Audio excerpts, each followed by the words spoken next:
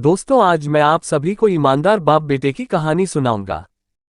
कुछ समय पहले मैं एक बस स्टैंड पर खड़ा था और बस आने का इंतजार कर रहा था क्योंकि मेरा एक दोस्त वहां पर आने वाला था।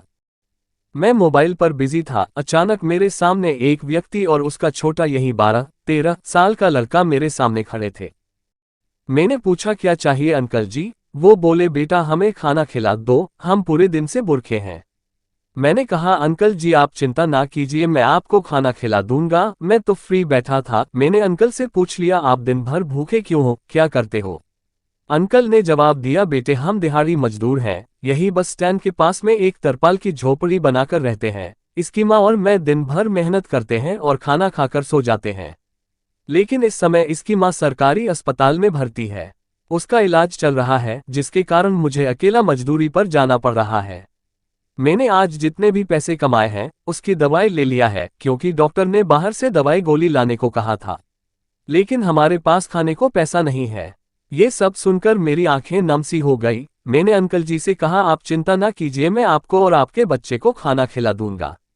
मैंने अंकल जी से कहा, चलिए। मैंने होटल की तरफ इशारा करते हुआ कहा, आपको खाना खिलाता हूँ। तभी अंकल ने मुझे रोक दिया और कहा, नहीं बेटे, वहाँ ज्यादा रुपए लगते हैं। आप सरकार की तरफ से 10 रुपए में एक व्यक्ति का खाना मिलता है, हम दोनों को वहां खिला दीजिए। मैंने कहा, अंकल आप होटल में चलिए, अच्छा खाना खा लीजिए। लेकिन उस व्यक्ति ने कहा, नहीं बेटे, हम हर रोज यही खाते हैं और आज वहां खा लेने से क्या हो जाएगा, और वैसे भी आज हम अपने पैसे से खाना नहीं खा रहे हैं।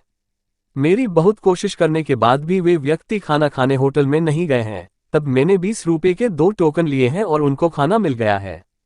दोनों नीचे जमीन पर बैठकर खाना खा रहे थे और उनके चेहरे पर बहुत खुशी थी। मैंने उनसे पूछा, अंकल और खाना चाहिए क्या?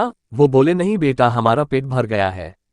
दोनों ने आराम से खाना खा लिया और वो व्यक्ति कहने लगा, भगवान तेरा भला करे बेटा। तभी मैंने कहा, अंकल आप ये 500 रुपये ले जाए और आंटी के लिए खाना और दवाई ले लेना। उस व्यक्ति ने 500 रुपये लेने से मना कर दिया और कहा, बेटा इसकी माँ ठीक होने वाली है, डॉक्टर ने कल छुट्टी करने की बोला है, कल से हम दोनों मजदूरी पर जाएंगे, हम हमारे खाने के पैसे कमा लेंगे।